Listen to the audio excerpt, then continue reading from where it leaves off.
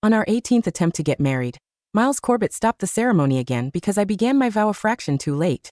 He looked completely disappointed in me. You know I'm a perfectionist. Why can't you follow the wedding schedule exactly? If you missed the timing again, maybe you should let your best friend take your place.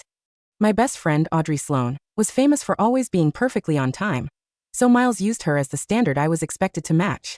If I reached the curb 1 minute after Audrey at the end of the workday, he drove away with her and left me behind. If I entered the restaurant half a step later than she did on Valentine's Day, he gave her the candlelit dinner that was supposed to be mine.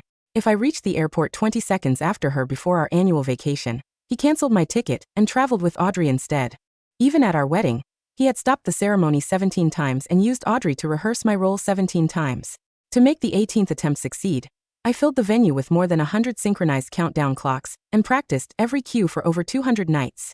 But 10 seconds before my vow was due, Audrey jumped the queue and said, "I do first." Miles ignored both me and the synchronized clocks and canceled the wedding for the 18th time. The problem had never been my timing. The problem was that the bride was not her. So I finally decided to give his perfectionism what it wanted. Miles took Audrey's hand again. "Watch carefully. We'll demonstrate it one more time." I smiled and slid the wedding rings onto their fingers. No demonstration needed. I wish you both a lifetime of happiness. The ballroom went silent for a moment before Miles Corbett's voice cut through it. "That line isn't in the program. Remove it." He glanced at me as though I had committed some irritating mistake by adding a sentence of my own. I froze, my eyes stinging. Even now, he thought I was still playing along with his game of creating a perfect wedding. To him, my ideas and opinions were nothing more than glitches he could delete whenever he wanted. And it was not only that one sentence. He had removed my favorite tulips and replaced them with the white roses Audrey Sloan preferred. He had cut my closest childhood friend from the wedding party and made Audrey's co-worker my bridesmaid instead. Even the heirloom wedding dress passed down through 3 generations of my family had been replaced by a gown Audrey liked better. Whenever I objected, Miles said Audrey's choices suited his wedding theme better. He chose perfection and discarded everything I loved. Yet whenever Audrey made a mistake, he was perfectly willing to abandon perfection for her. When Audrey saw me standing there, she smiled as if trying to smooth things over. "Don't be so rigid. Celia was only trying to help." And honestly, I think adding that line wishing us a lifetime of happiness makes the wedding even more perfect. Don't you? I almost told her not to bother. Once Miles decided something, he never changed his mind. But the next second, one look from Audrey was enough to make him surrender. "Fine," he said helplessly. "Keep the line." My fingers curled slightly. It felt as though a tiny thorn had lodged in my chest. Across 1,000 disappointments, it was not as though I had never fought back. Miles simply never compromised with me. Our worst argument came when I insisted on wearing the bracelet my mother had left me on our wedding day. I wanted the parents I had lost to feel, in some small way, as though they were there to see me become happy. No matter how much I pleaded or argued, Miles refused to bend. Even when I pretended to agree and put the bracelet on only after the ceremony began, he canceled the wedding 5 separate times just to force me to yield to his rules. Yet the door I had never managed to open swung wide, because Audrey said one sentence. So it was not that Miles could never break a principle. I simply had never been important enough to become the exception. While I stood lost in thought, Miles guided Audrey through a perfectly timed stage kiss. The entire ballroom erupted in cheers. Someone laughed. "Come on, Miles. Everybody knows you're in love with Audrey. Do you really have to throw another wedding every few months just to rub it in our faces? Seriously, we've watched this bride swap routine enough times. Change the act next time." Miles did not answer, but amusement clearly warmed his eyes. He silently accepted another joke that was nowhere in his precious schedule, and just as silently accepted that I had become the clown replaced 18 times in his show. I looked around the ballroom and realized nearly every guest belonged to Miles's or Audrey's circle. The relatives and friends who truly cared about me had stopped coming after years of watching me be humiliated again and again. No wonder almost no one here even seemed to recognize the actual bride. What Miles did not understand was that even the most committed clown eventually gets tired.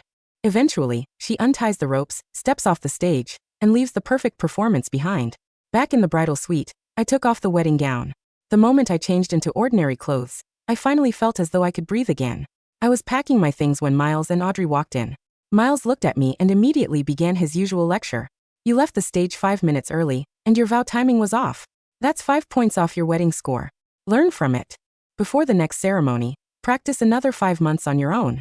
Stop making the rest of us pay for your mistakes." Miles measured the perfection of our wedding through scores. 1 point lost meant 1 more month of practice for me. Month after month after month. Across 18 canceled weddings, I had waited 7 full years for him. If 7 years had not produced a marriage, the 8th would not be different. I did not have many 7-year stretches to waste, and I no longer wanted to wait. When I stayed silent, Miles took it as agreement. Audrey, however, looked genuinely curious. You can lose points? I thought Miles only gave bonus points. So what's Celia's score now? My throat suddenly felt dry. -5. What about you? I'm over 6,000. I went completely still. Thinking I did not believe her, Audrey eagerly opened her social media feed. Photo after photo of Miles and Audrey filled the screen, each one captioned with an ever-growing score. Perfect cookies, +10. Perfectly clocked out on time, +20. New to ride home in my passenger seat and didn't get a drop on her, +50.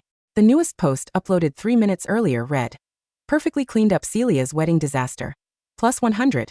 The post came from a man's account I did not recognize, but I recognized the profile picture instantly. It was the watch I had given Miles. I'd known for years that Miles used a different account to follow Audrey, and I had comforted myself by assuming it was his rarely used secondary profile, that keeping it separate was its own kind of restraint. Now I understood that the silent account sitting in my own contacts might have been the secondary one all along. I stared at those glaring scores until my eyes burned and I could not look up. 7 years of struggling for a negative score suddenly looked ridiculous. Audrey finally seemed to realize how ugly the situation appeared, and punched Miles lightly on the arm. This is your fault.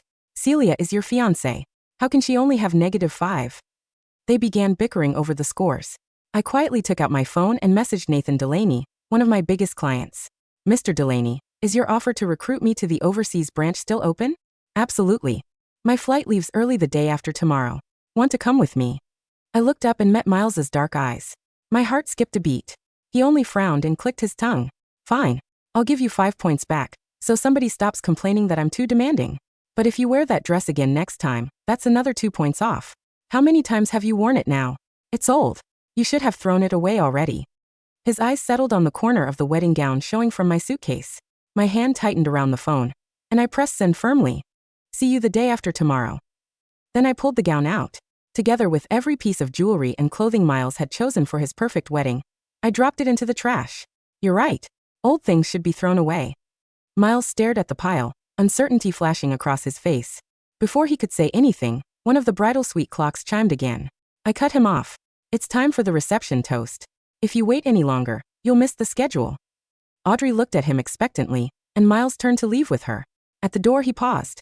You reminded us about the timing on your own. That's 3 points back. 1 more week of practice should be enough. Relax. The next wedding will definitely work. I kept packing, completely unmoved. He did not know there would be no wedding a week from now, and I no longer wanted an exception that arrived this late. When I got home, I booked my flight and packed everything I truly needed. Then I took down all 36 clocks Miles had installed throughout the apartment to announce the time. I threw those away too, along with the clothes and jewelry he required me to wear.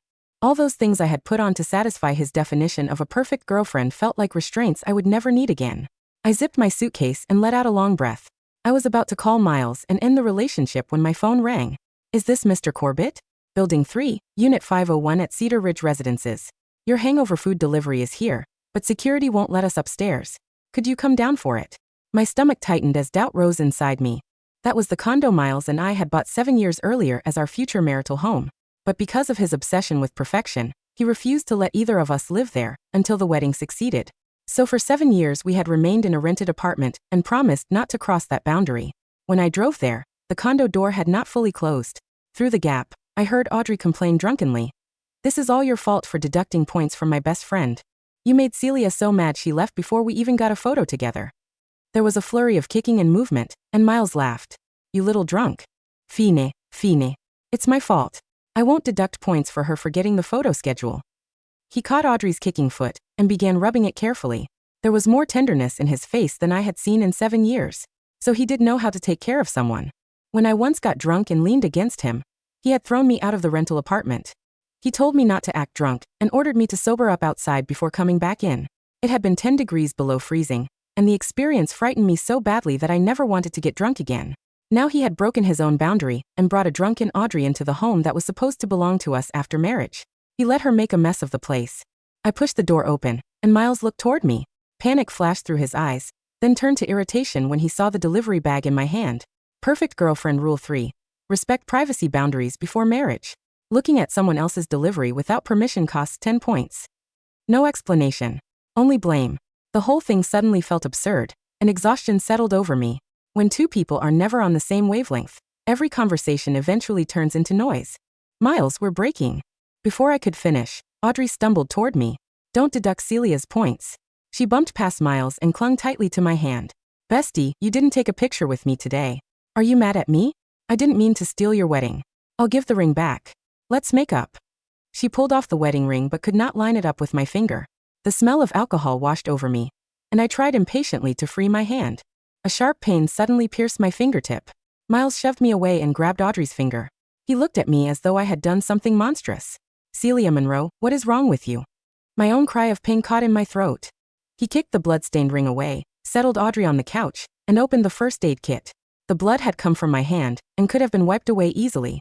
Still, he wrapped Audrey's finger in layer after layer of gauze. Then, as though remembering something urgent, he lifted Audrey into his arms and rushed for the door. I'm taking Audrey to urgent care to have the wound assessed. Go back to the rental apartment and think about what you did. Until she forgives you, the wedding is postponed indefinitely. He hurried away before I could finish the quiet sentence behind him. Miles, I'm the one who's hurt. When I went downstairs, the car I had driven there was already gone. Miles had taken it to urgent care. He had not bothered to think about whether I needed transportation, or how I was supposed to get home in the middle of the night. The rideshare app searched again and again, but no driver accepted. My injured finger had already begun to swell. I gave up on the hospital and walked into a small 24-hour clinic nearby. After checking the wound and my vaccination history, the doctor recommended a tetanus booster. The injection stung badly enough to drain the color from my face. Without thinking, I opened social media, and Audrey's latest post appeared first. First tetanus shot of my life. It hurt so much. Good thing somebody is helping distract me from the pain. The attached picture showed a bite mark on Miles's cheek. He was still smiling at her with obvious indulgence. Miles always said a perfect girlfriend needed to learn independence. So when my cramps once got so bad I nearly fainted, he ignored me when I asked him to take me to the hospital. He simply sent me a delivery link for pain medicine. After years under his rules, I had thought my tolerance for pain must have become unusually high. Apparently not. Tears still slipped down my face. The doctor paused, eased up on the needle, and asked me to stay a while for observation. I nodded, but my eyes drifted helplessly toward the comments under Audrey's post. Perfectly stayed still for the shot. Plus 100. Bonus reward. The trip you've wanted most. The screenshot beneath his comment showed 2 tickets for a guided tour through the Scottish Highlands. My fingers froze over the screen. Those were the honeymoon tickets Miles and I had originally chosen for ourselves. Because our wedding had failed for 7 years, the honeymoon had also been postponed for 7 years.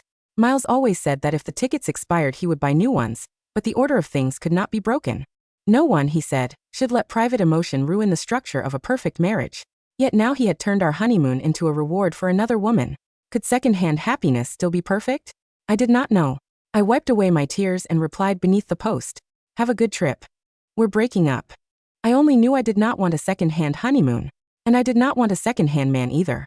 My phone began ringing almost immediately. I declined the calls, and Miles started sending messages one after another. Making a scene under Audrey's post is childish. Have you reflected on what you did at all? Audrey was generous enough to forgive you. Giving her a trip to make up for it is reasonable. Stop turning everything into a crisis. Perfect girlfriend rule 1. Always respond promptly. -5 points. At last he seemed to compromise by half a step. Be there at 10 tomorrow morning.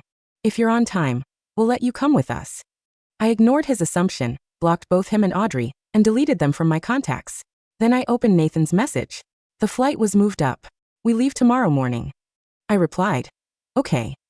I spent the rest of the night at the clinic, then took a cab to the rental apartment at dawn. I collected my suitcase and went straight to the airport. While waiting to board, I suddenly saw Miles staring at me in surprise. I checked my watch. It was only 7. He opened his mouth, but Audrey's delighted voice came from behind him. Celia, are you traveling with us too? She hurried over dragging a suitcase, clearly having just arrived herself. Miles swallowed whatever he had been about to say and answered stiffly, no, she's late again. See, his clock only ever ran on time for Audrey. From the meeting time he had pushed 3 hours later just for me, to the open favoritism standing right in front of me now. He had never intended to let me anywhere near their trip for 2. After a moment, Miles let out a helpless sigh. He took the cleaned wedding ring from his pocket and gently slid it back onto my ring finger. Be good. We'll be back in 7 days. Get the wedding ready, and I'll be there exactly on time. Now stop making trouble. I won't even deduct points for being late, okay? He was certain I was still the Celia who would wait forever. become jealous whenever he and Audrey crossed a line, and calm down the moment he offered one promise. But he was wrong. Once I had truly decided to leave, even explaining myself felt unnecessary.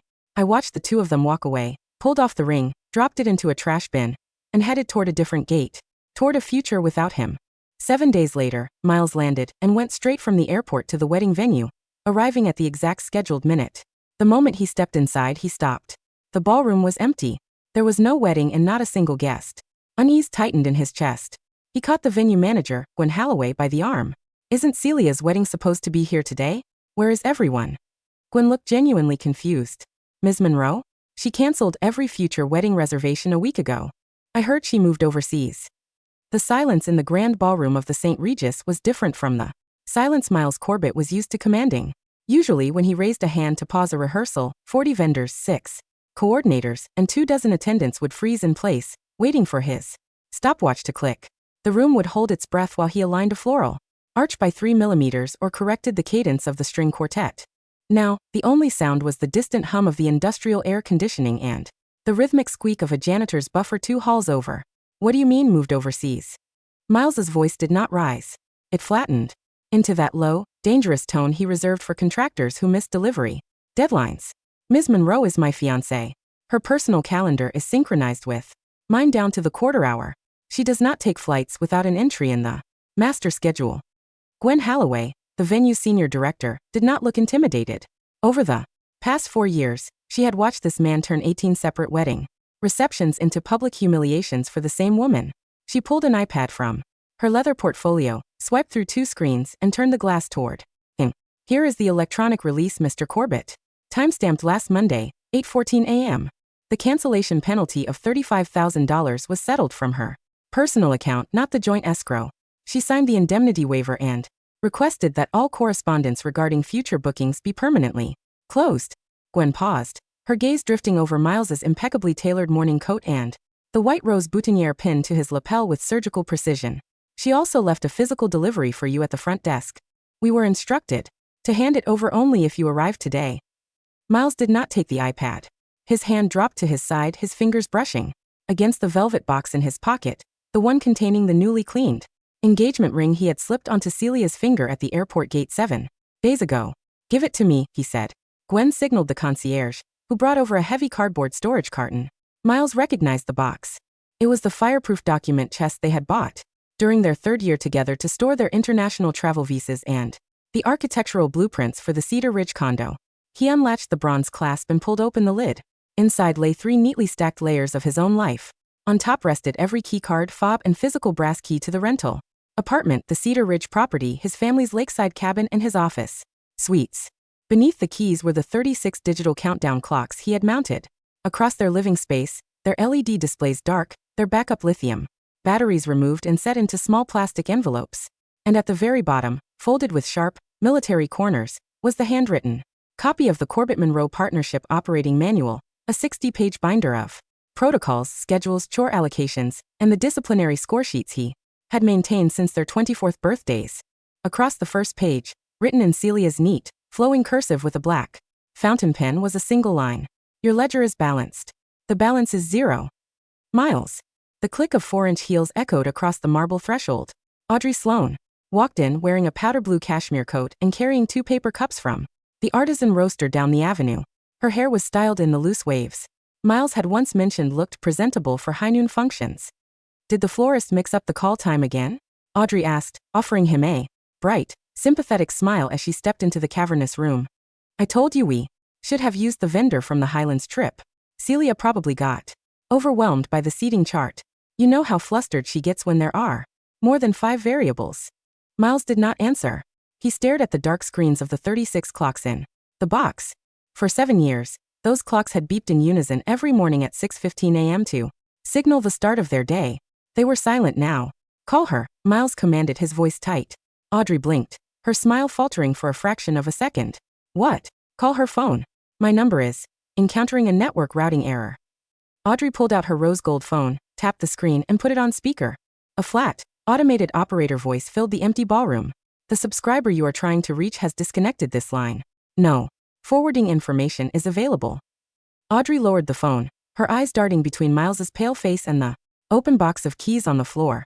She's just being dramatic, Miles, Audrey said softly, stepping closer and resting 2 fingers against his forearm in that practiced, soothing manner she had used during the 17 previous cancellations. You deducted points from her at the airport. She's hiding at her cousin's place in Vermont to make you sweat. Give her 48 hours. When she realizes she can't pay her car insurance without your corporate discount, she'll call. Miles looked down at Audrey's hand on his sleeve. Her cuff was frayed by 2 millimeters.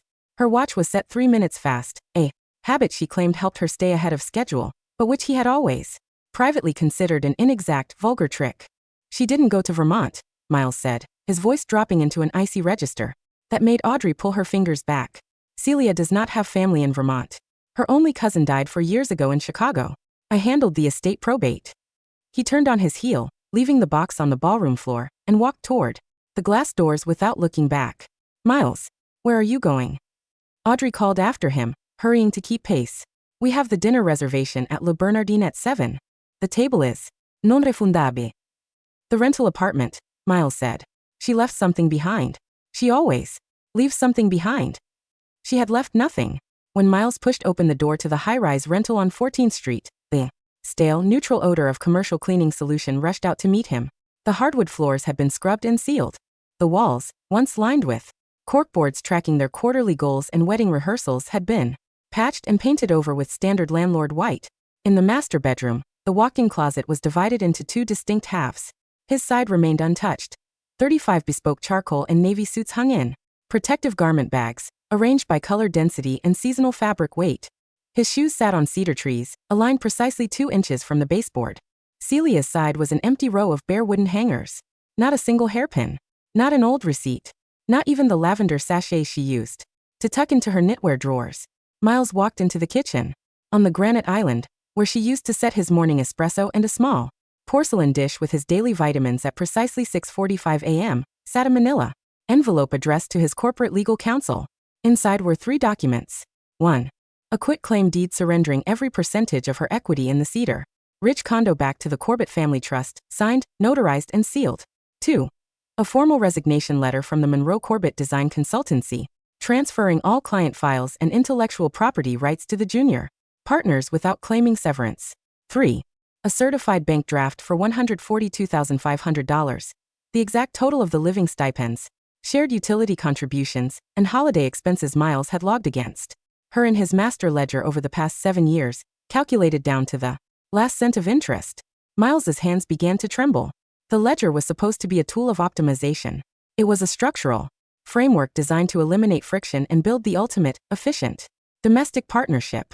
He had explained it to her on their 3rd anniversary. Emotion is chaotic, Celia. Systems are eternal. If we quantify our devotion, we never have to wonder where we stand.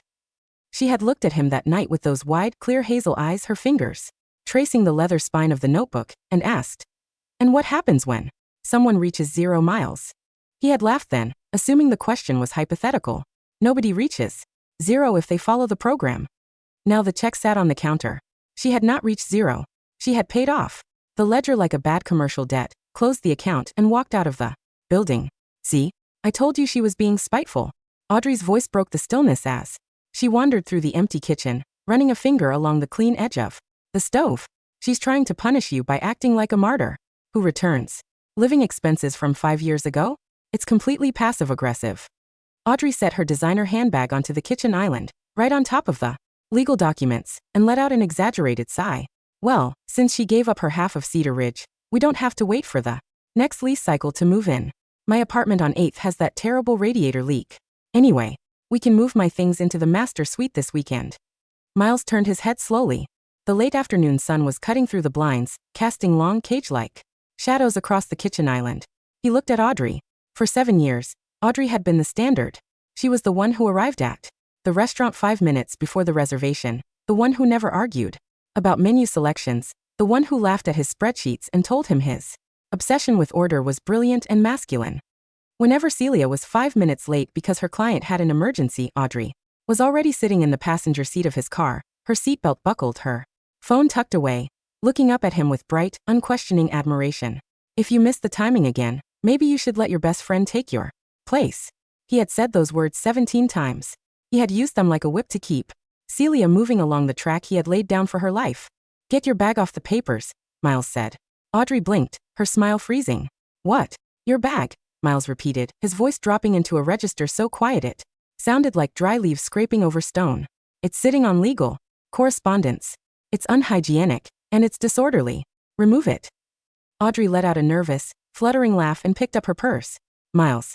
Honey, don't take your bad mood out on me. I'm the one who stayed by your side through 18 failed ceremonies. I'm the one who went to Scotland with you when she threw a fit. You don't have to use that corporate voice with me. The Scotland trip was a scheduled reconnaissance for our honeymoon, Miles said, his eyes fixed on the manila envelope. You were a placeholder. Audrey's face flushed an ugly, mottled red. A placeholder? Her voice lost its musical, gentle cadence, sharpening into something thin and vicious. I took her place because she couldn't keep up with you. I spent 7 years showing up to every single dinner, every single holiday, every single rehearsal just so you wouldn't look like a fool standing alone at the altar. You think I did that out of the goodness of my heart? She stepped closer, her perfume heavy, sweet gardenia, nothing like Celia's clean scent of cedar and rain, filling the narrow kitchen. You gave me 6,000 points, Miles. You posted it on your private account for everyone in our circle to see. You told me 3 nights ago in Edinburgh that I was the only woman who truly understood your mind. You can't just pretend. That was an audit. Miles did not look at her. He picked up the certified bank draft, the quitclaim deed, and the keys, placed them neatly back into the envelope, and slipped it into his breast pocket. The points were an assessment of behavioral compliance, Miles said coldly, walking past her toward the entryway. They do not constitute a contract of marriage. You are 15 minutes late for your yoga class on 23rd Street. Your schedule is slipping, Miss Sloan. He closed the apartment door behind him, leaving Audrey standing alone in the empty, echoing kitchen. 10 days later, the rain over London's South Bank was steady, grey, and cold. Inside the 4th-floor glass pavilion of Delaney International Holdings, the atmosphere was entirely different. The floor was covered in hand-drawn architectural elevations, structural density models, and high-resolution digital renderings of the new maritime terminal in Oslo. Celia Monroe sat at the head of the conference table, wearing a charcoal gray wool trouser suit with an ivory silk blouse. Her dark hair was pinned up with a silver clip, her sleeves pushed up to her forearms, holding a red technical pencil as she reviewed the structural load calculations for the central glass atrium. Beside her sat Nathan Delaney, 34, the managing director of European operations. He was drinking black coffee from a chipped ceramic mug, his sleeves rolled up, listening with quiet, unhurried attention as she dismantled a major engineering flaw in the German contractor's proposal. If we shift the secondary support trusses by 40 centimeters to the northeast, Celia said, her pencil drawing a clean, precise arc across the blueprint, we eliminate the wind shear vibration entirely without adding weight to the foundation pilings. That saves 11 days on the construction window and roughly 400,000 euros in steel reinforcement. The lead engineer, a veteran German designer who had spent 3 weeks insisting the design was impossible, stared at her sketch for 40 seconds before letting out a low whistle. Clean, the engineer muttered, tapping his pencil against the table.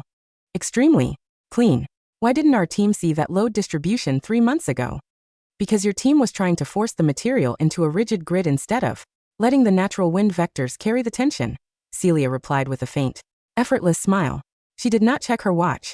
There was no countdown timer running on the wall. No one was deducting points. Because the meeting had run 12 minutes past the original agenda.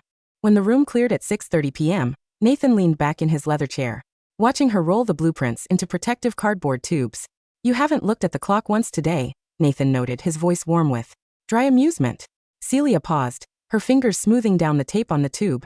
I spent 7 years living inside a metronome, Nathan, she said, looking out the floor-to-ceiling glass windows at the red double-decker buses crossing Waterloo Bridge in the twilight. It turns out the world doesn't stop turning just because someone takes 3 seconds longer to breathe. Nathan stood up, walked to the small credenza, and poured 2 glasses of 20-year-old port, handing one to her. The board approved your appointment as principal design director for the Nordic portfolio this morning, he said. Full equity participation, 3-year contract, permanent relocation package. The executive flat in Kensington is ready whenever you want to move out of the corporate hotel. Celia took the glass, feeling the cool crystal against her palm. Her left ring finger was completely bare. The faint, pale indentation where Miles's engagement ring had sat for 5 years had faded, replaced by the smooth, natural texture of her skin. Is there a curfew on the Kensington flat, Mr. Delaney? She teased gently. taking a slow sip of the rich, spice wine. Nathan laughed, raising his glass to hers with a soft, resonant clink. The only rule in this company, Ms. Monroe, is that you produce brilliant work. And you never apologize for taking up space in the room. Across the ocean, in a penthouse apartment in Manhattan, Miles Corbett sat in the dark, staring at a laptop screen that showed a private security report, forwarded from London. On the screen was a photograph taken 48 hours earlier outside the Tate Modern. Celia was walking along the Thames, wearing an oversized camel hair coat, laughing openly at something Nathan Delaney was saying as he held a large black umbrella over both of their heads. Her scarf was crooked. Her coat was unbuttoned at the collar. She was holding a paper cup of hot cider in her left hand, completely out of rhythm with the pedestrian flow, unhurried, radiant, and entirely, unmistakably, free. Miles's fingers hovered over the keyboard. He opened his master ledger file. Corbett_Monroe_core_metrics.xlsx. His thumb moved to the cell containing her name. Celia Monroe, status. Non-compliant. He tried to enter a value. His finger pressed the delete key instead. The spreadsheet vanished from the desktop, disappearing into the recycling bin. With a soft synthetic click that sounded like an execution. The descent into chaos was not immediate for Miles Corbett. It was structural. Without Celia to manage the domestic infrastructure of his life, his precision began to show its true nature. It was not genius. It was a pathology that required another human being to absorb its toxicity. Audrey Sloan moved into the Cedar Ridge condo 3 weeks after Celia's departure. She had arrived with 14 designer suitcases for Pomeranians and an entourage of social media photographers eager to document her transition into the Corbett dynasty. The first fracture appeared on day 4. Miles came home at precisely 6:30 p.m. to find the kitchen counters cluttered with unwashed smoothie blenders, half-eaten acai bowls, and open cosmetic bags. "Audrey," Miles said, standing in the entryway with his briefcase in hand, his voice rigid. "Standard operating protocol 12. Kitchen surfaces must be sanitized and cleared within 20 minutes of meal completion. The disposal protocol is 30 minutes past deadline." Audrey, lounging on the custom Italian sofa in a silk robe while editing photos on her phone, didn't even look up. "Oh, relax, Miles. The cleaning service comes on Thursday. Just tell the maid to do it." "The cleaning service handles deep sanitation," Miles snapped, his jaw tightening. "Daily operational order is the responsibility of the residents." Celia never left an unwashed glass in the sink for more than 5 minutes. Audrey dropped her phone onto the cushions, her eyes flashing with instant malice. "Then go find Celia," she shrieked, sitting up. "I am sick of hearing about what Saint Celia did. Celia spent 7 years scrubbing your floors like an unpaid housekeeper because she was desperate for you to marry her. I am Audrey Sloan. My father sits on the board of the Metropolitan Museum. I don't wash dishes." Miles stared at her. He looked at the open jars of foundation smeared across the marble island, the dog hair clinging to the velvet upholstery, and the pile of unopened mail kicked into the corner. For 7 years, Audrey had appeared in his life only in 30-minute increments, at fancy dinners, during curated car rides, and at staged wedding rehearsals where she had nothing to do but stand on a chalk mark and smile. She was not punctual because she valued order. She was punctual because she had no job, no responsibilities, and no purpose other than stalking the perimeter of his relationship with Celia, waiting for an opening to strike. "Pack your bags," Miles said quietly. Audrey froze. "What? You have 4 hours to vacate the premises," Miles said, setting his briefcase down with absolute, mechanical precision. "Your residency score has fallen below 60%. You are evicted." Audrey leaped off the sofa, her face contorting in hysterical fury. "You can't evict me. I'm your fiancé. We announced our engagement on Instagram last week. Everyone in our circle knows we're getting married in the spring." "There is no engagement," Miles said, pulling a leather-bound file from his coat. "And if you do not leave by 10 o'clock, I will release the forensic security logs from the St. Regis wedding to the board of your father's foundation." Audrey's breath hitched in her chest. The color drained from her lips so fast. She looked like a ghost under the chandelier. What security logs?" she stammered. Miles stepped forward, opening the tablet in his hands. On the screen was high-definition, multi-angle surveillance footage from the control room of the St. Regis ballroom during their 18th wedding rehearsal. The video clearly showed Audrey standing behind the audio engineer's console 10 minutes before the ceremony began, deliberately advancing the synchronized master countdown clock by 14 seconds using an administrative override key she had stolen from Celia's desk. She had not jumped the queue because of excitement. She had systematically altered the timing of the room, so that no matter when Celia spoke, Celia would mathematically fail the test. "You did this at the 15th rehearsal as well," Miles said, his voice dropping into a register of horrifying, cold clarity. And the 12th. You bribed the limousine driver to take the lower transit loop in October, and you swapped the GPS coordinates on her phone during the Valentine's Day dinner. Miles, listen to me. Audrey sobbed, reaching out with manicured hands to grab his lapels. I did it for us. She was wrong for you. She was boring. She was plain. She was dragging you down. You needed someone who matched your status. Someone who looked perfect beside you. Miles looked down at her hands on his coat. He felt nothing. Not anger. Not passion. Not even the cold satisfaction of uncovering an error. He only felt the vast, suffocating realization that he had spent 7 years torturing the only woman who had ever truly loved him, using metrics invented by a parasite to measure an angel. Get out, Miles whispered. When Audrey didn't move, he picked up her designer handbag, walked to the front door, and hurled it down the hallway toward the elevator bank. Security. Miles spoke into the intercom on the wall. Unit 501. Remove the trespasser. 2 months later, the annual International Architecture and Urban Development Gala was held at the Grand Hotel Bellevue in Geneva. The grand ballroom was packed with 600 of the most influential developers, institutional investors, and structural engineers in the world. Snow fell softly outside the massive arched windows, reflecting the warm glow of crystal chandeliers and the sparkle of black tie evening wear. Miles Corbett stood near the champagne terrace on the second level, holding a glass of mineral water he hadn't touched in 40 minutes. He looked unrecognizable. In 60 days, he had lost 15 pounds. His bespoke tuxedo hung loosely from his broad shoulders, his face was gaunt, his cheekbones sharp, and his dark hair was threaded with noticeable streaks of silver at the temples. He had flown through 4 time zones, canceled 6 corporate audits, and spent $300,000 securing a late invitation to this gala through an Austrian banking contact. He had come for one reason. At 8:30 p.m., the master of ceremonies stepped up to the podium, his voice echoing through the state-of-the-art acoustic system. And now, presenting the European Architectural Excellence Award for Sustainable Infrastructure, Delaney International Holdings, led by Principal Design Director Celia Monroe. A thunderous wave of applause swept through the ballroom. Miles leaned over the velvet balustrade, his breath catching in his throat so violently it felt like an iron clamp around his ribs. Walking onto the illuminated stage was Celia. She wore a backless midnight green silk gown that fell to the floor in long, liquid folds, catching the light like deep ocean water. Her hair was swept up into an intricate, elegant chignon, revealing the smooth, unblemished line of her neck and shoulders. Around her right wrist, gleaming under the stage spotlights, was the vintage gold and turquoise filigree bracelet her mother had left her, the very heirloom Miles had banned from 18 wedding ceremonies because it violated the color balance. She was magnificent. She didn't look nervous. She didn't look flustered. She stood before the microphone with the effortless, radiant authority of a woman who owned every square inch of the ground beneath her feet. Beside her, Nathan Delaney stood half a step back, looking at her not with the cold evaluation of an auditor, but with open, unreserved pride and deep, quiet devotion. Architecture. Celia's voice rang through the hall, clear, melodic, and completely steady.